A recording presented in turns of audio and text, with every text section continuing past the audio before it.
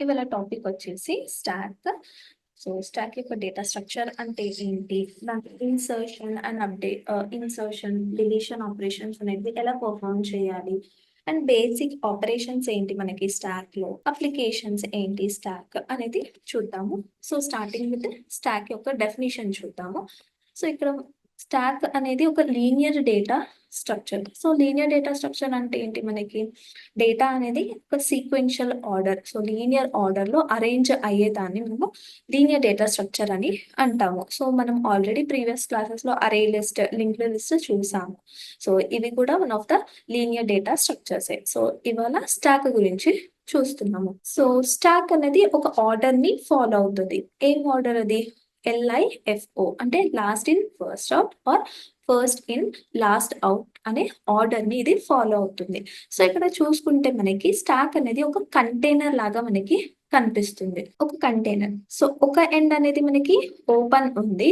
And one end వచ్చేసి close అయి ఉంది. సో, ఇది వచ్చేసి basic representation of stock. So, in case నేను డేటాని ఎంటర్ చేయాలి, ఇన్సర్ట్ చేయాలి అన్నప్పుడు మనం పుష్ అనే ఆపరేషన్‌ని యూజ్ చేస్తాము. అదే డేటాని డిలీట్ చేయాలి అన్నప్పుడు పాప్ అనే ఆపరేషన్‌ని యూజ్ చేస్తాము. సో, ఇది డిస్కస్ చేద్దాము. సో, ఫస్ట్ వచ్చేసి స్టాక్ అనేది ఏంటి? ఒక లీనియర్ డేటా స్ట్రక్చర్ ఏ ఆర్డర్‌ని ఫాలో అవుతున్నది? Like last in first out అన్నా, లేదు అంటే ఫస్ట్ ఇన్ లాస్ట్ ఔట్ అనే ఆర్డర్‌ని ఫాలో అవుతుంది. సో, ఒక బేసిక్ ఎగ్జాంపుల్ తీసుకొని చూద్దాము. సో, ఇవి వచ్చేసి మనకి real time examples of stock. ఇక్కడ వచ్చేసి first stock of books. So, మనకి ఇక్కడ బుక్స్ ఎలా అరేంజ్ అయ్యి ఉన్నాయి? వన్ బై వన్ ఒక ఆర్డర్‌లో అరేంజ్ అయ్యి ఉన్నాయి.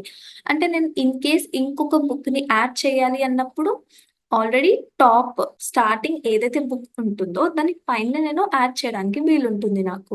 ఇన్ కేస్ నేను బుక్‌ని తీయాలి అని అనుకున్నప్పుడు ఏం చేస్తాను?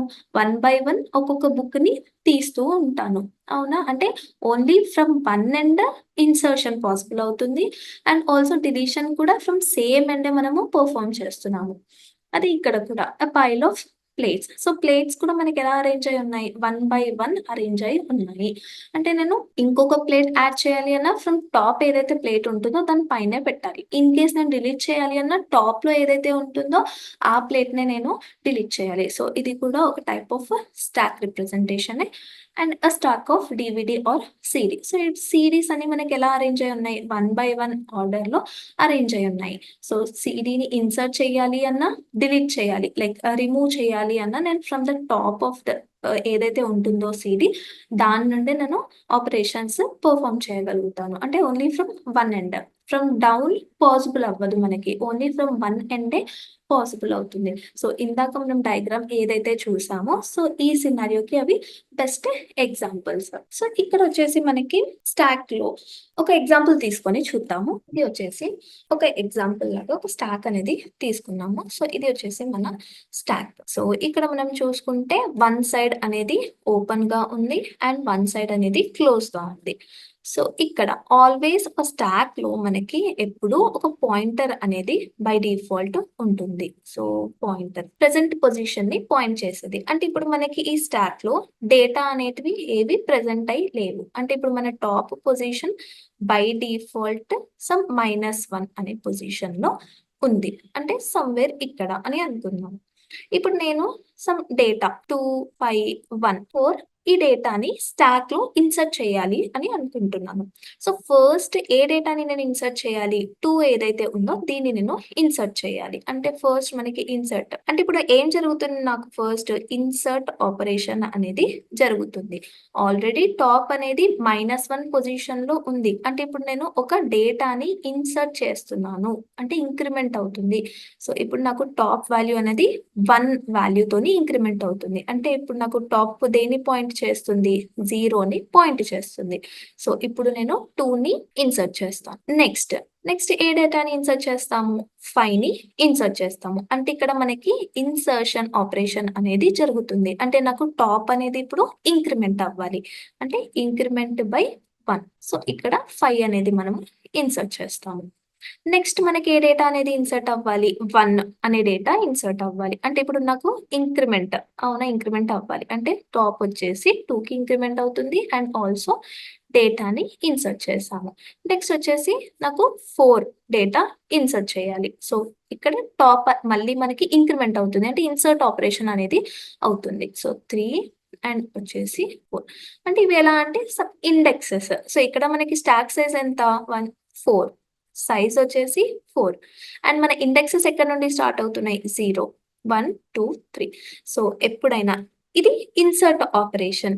సో, ఎప్పుడైనా ఇన్సర్షన్ ఆపరేషన్ జరగాలి అన్నప్పుడు మనం దాన్ని పుష్ అని స్పెసిఫై చేస్తాము స్టాక్‌లో.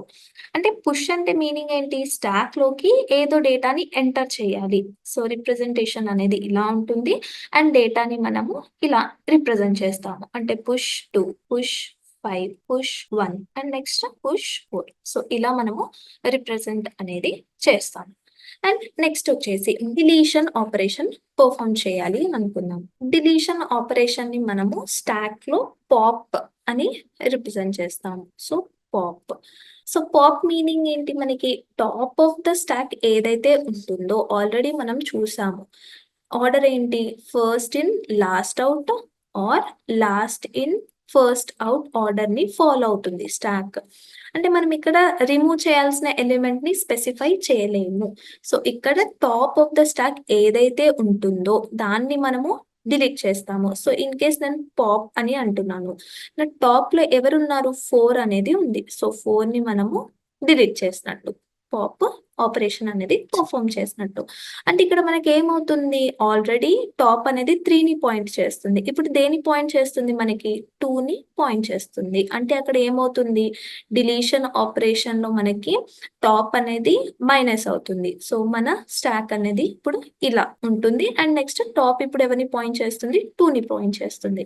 సో, ఇన్సర్షన్ జరిగినప్పుడు మనకి టాప్ అనేది ఏమవుతుంది? ఇంక్రిమెంట్ అవుతుంది. అదే pop operation that is delete operation జరిగినప్పుడు 1 వాల్యూతోని డిక్రిమెంట్ అనేది జరుగుతుంది.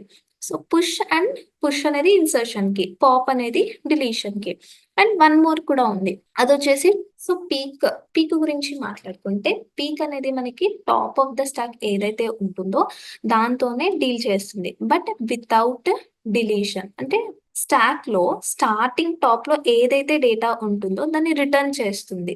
అంతే. బట్ దాన్ని డిలీట్ చెయ్యదు. అదే పాప్ అయితే మనకి టాప్ ఆఫ్ ద స్టాక్‌లో ఏదైతే డేటా ఉంటుందో దాన్ని డిలీట్ చేసి రిటర్న్ చేస్తుంది. సో, ఇది మనకి పాప్ అండ్ పీక్‌కి ఉన్న డిఫరెన్సెస్. సో, ఒకసారి ఆపరేషన్స్ ఆఫ్ స్టాక్ ఏంటో చూద్దాము. ఇవి వచ్చేసి మనకి like basic operations of stock. So, ఇందాక ఆల్రెడీ చూసాము. పుష్ అంటే ఏంటో. అంటే ఎప్పుడైతే ఒక స్టాక్‌లోకి మనము ఒక డేటాని ఎంటర్ అన్నప్పుడు పుష్ అనేది యూజ్ చేస్తాము. అదే పాప్ అయితే టాప్ ఆఫ్ ద స్టాక్ ఏదైతే డేటా ఉంటుందో దాన్ని డిలీట్ చేయాలి అన్నప్పుడు పాప్ అనేది యూజ్ చేస్తాము. ఈజ్ ఎంప్టీ అంటే మనకి స్టాక్ ఎప్పుడైతే ఎంప్టీగా ఉందా? లేదా? అని క్వెషన్ అరైజ్ అయినప్పుడు ఈజ్ ఎంప్టీ అని అడిగినప్పుడు మనకి ఇన్ కేస్ స్టాక్ ఎంప్టీగా ఉంటే ట్రూ అని రిటర్న్ అవుతుంది.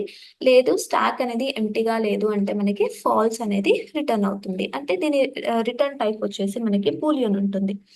ఈజ్ ఫుల్ అంటే ఏంటిది అంటే లైక్ స్టాక్ అనేది ఫుల్‌గా ఉందా? లేదు అంటే ఇన్ కేస్ నేనిప్పుడు డేటాని ఇన్సర్ట్ చేయాలి అన్నప్పుడు నాకు టాప్ ఆఫ్ ద స్టాక్ అనేది ఎంప్టీగా ఉండాలి. అప్పుడే నాకు ఒక డేటాని ఇన్సర్ట్ చేయగలుగుతాను. అంటే ఫస్ట్ నాకు క్వెషన్ అరైజ్ అవుతుంది. అంటే స్టాక్ ఫుల్ ఉందా? లేదు ప్లేస్ ఉందా? ఒక డేటాని ఇన్సర్ట్ చేయాలి అన్నప్పుడు. సో, ఈ క్వెషన్ అరైజ్ అయినప్పుడు మనం ఈజ్ ఫుల్ అనే మెథడ్‌ని యూజ్ చేస్తాము. So, stack considered full if no other element can be inserted on the top of the stack. అంటే top of the stack full ఉంది. ఇంకా ప్లేస్ అనేది లేదు మనకి ఇన్సర్ట్ చేయడానికి అన్నప్పుడు ఈజ్ ఫుల్ అనే మెథడ్‌ని కాల్ చేస్తాము. నెక్స్ట్ వచ్చేసి వేస్ ఆఫ్ ఇంప్లిమెంటింగ్ స్టాక్. అంటే స్టాక్‌ని మనము ఎన్ని వేస్‌గా ఇంప్లిమెంట్ చేయొచ్చు. ఫస్ట్ వచ్చేసి అరే. సో, యూజింగ్ అరే మనము ఇంప్లిమెంట్ చేయొచ్చు. బట్ అరే వచ్చేసి మనకి ఫిక్స్‌డ్ సైజ్ అవునా? అంటే స్టాటిక్ మెమరీ అలొకేషన్ అనేది ఉంటుంది. ఇన్ కేస్ అరే యూజ్ చేసి మనము ఇంప్లిమెంట్ చేస్తే. అండ్ ఆల్సో దీని స్టాక్‌ని మనము డైనమిక్ వేగా కూడా ఇంప్లిమెంట్ చేయొచ్చు. దట్ ఈస్ యూజింగ్ అరే లిస్ట్ కానీ, లింక్డ్ లిస్ట్ కానీ. సో, ఇవి వచ్చేసి మనకి ways of implementing stock. So, implement వచ్చేసి మనము ఫర్దర్ క్లాసెస్‌లో చూద్దాము. అప్లికేషన్స్ ఆఫ్ స్టాక్ చూద్దాము. సో, ఫస్ట్ వచ్చేసి రియల్ టైమ్‌లో మనకి రివర్స్. సో, ఎప్పుడైనా ఒక వర్డ్‌ని రివర్స్ చేయాలి అనుకున్నప్పుడు ఇలాంటి సినారియోస్‌లో మనము స్టాక్ అనేది యూజ్ చేస్తాము. ఇన్ కేస్ జావా ఉంది. దీనిని ఇప్పుడు నేను రివర్స్ చేయాలి అనుకుంటున్నాను. సో, ఎలా స్టోర్ చేస్తాం మనము ఒక స్టాక్‌లో దీన్ని ఫస్ట్ జే, ఏ, వి, ఏ. సో, ఇది వచ్చేసి మనకి పుష్ ఆపరేషన్ అవుతుంది. అదే పాప్ ఆపరేషన్ పెర్ఫార్మ్ చేయాలి అన్నప్పుడు మనకేమవుతుంది? పాప్ ఆపరేషన్ పెర్ఫార్మ్ చేసినప్పుడు అవుట్‌పుట్ ఇదొచ్చేసి మనకి లాస్ట్ ఇన్ ఫస్ట్ ఔట్ కదా! సో, అవుట్‌పుట్ మనము ఏ, వి, ఏ, జే అనేది ఫెచ్ చేసుకుంటాము. సో, ఇది ఇలాంటి సినారియో ఉన్నప్పుడు మనము స్టాక్ అనేది యూజ్ చేస్తాము. అండ్ సెకండ్ వచ్చేసి and operations. So, and operations ఎప్పుడైనా మనం ఒక టెక్స్ట్ ఎడిటర్‌లో ఒక డేటాని రాసినప్పుడు, మళ్ళీ మనం ఏం చేస్తాము అండు ఆపరేషన్ అనేది పెర్ఫార్మ్ చేస్తూ ఉంటాము. అంటే ప్రీవియస్ ఆపరేషన్స్‌కి వెళ్ళడానికి. సో, అలాంటి సినారియోస్‌లో కూడా మనము స్టాక్ అనేది యూజ్ చేసాము. నెక్స్ట్ వచ్చేసి రికర్షన్. సో, రికర్షన్ మీనింగ్ ఏంటి? ఒక మెథడ్‌ని కాల్ చేయడము. మల్టిపుల్ టైమ్స్ ఒక ఆపరేషన్ పెర్ఫార్మ్ చేయడానికి. సో, అలాంటి సినారియోస్‌లో కూడా స్టాక్ అనేది యూజ్ చేస్తాము. సో, ఇది ఫర్దర్ క్లాసెస్‌లో చూద్దాము. నెక్స్ట్ వచ్చేసి ఫంక్షన్ కాల్. సో, ఫంక్షన్ కాల్‌లో కూడా మనము స్టాక్ అనేది యూజ్ చేస్తాము. అంటే ఫంక్షన్ కాల్ మీనింగ్ ఏంటి? ఒక మెథడ్‌ని ప్రతిసారి కాల్ చేసినప్పుడు దాని అవుట్‌పుట్ అనేది ఒక దగ్గర స్టోర్ అవుతుంది. ఎందుకు? మళ్ళీ ఒకసారి కాల్ చేసినప్పుడు అవుట్‌పుట్ అనేది మళ్ళీ రిట్రీవ్ చేసుకోవాలి కదా! అండ్ లోకల్ స్టేట్‌ని కూడా ఇది హ్యాండిల్ చేస్తుంది. సో, ఇలాంటి ఆపరేషన్‌లో కూడా మనము స్టాక్‌ని యూజ్ చేస్తాం. సో, ఇవి వచ్చేసి basic applications of stock. So, ఇవాళ క్లాస్‌లో మనము స్టాక్ అంటే ఏంటి? దాంట్లో ఇన్సర్షన్, డిలీషన్ ఆపరేషన్ ఎలా పెర్ఫార్మ్ చేస్తామో చూసాము. అండ్ ఆపరేషన్స్ కూడా basic different types of operations చూసాము. అండ్ అప్లికేషన్స్ ఆఫ్ స్టాక్ చూసాము. సో, నెక్స్ట్ క్లాస్‌లో ఇంప్లిమెంటేషన్‌ని చూద్దాం.